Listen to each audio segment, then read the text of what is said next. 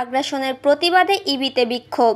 উদ্দেশ্য প্রণোদিতভাবে ভারতের ডম্বুর ও গজলডোবা বাঁধ খুলে দেওয়ায় দেশের বিভিন্ন জেলায় আকস্মিক বন্যা সৃষ্টির প্রতিবাদে একটি বিক্ষোভ মিছিল ও প্রতিবাদ সমাবেশের আয়োজন করে বৈষম্য বিরোধী ছাত্র আন্দোলন।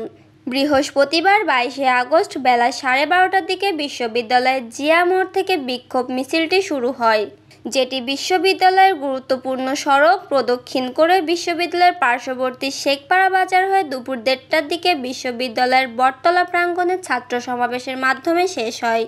এ সময় শিক্ষার্থীরা ভারতীয় আগ্রাসন ভেঙে দাও, গুঁড়িয়ে দাও, বন্যায় যদি মানুষ মরে, সেভেন সিস্টার থাকবে না রে, বন্যায় যখন মানুষ মরে আবরার তোমায় মনে পড়ে ইত্যাদি স্লোগান দেয়।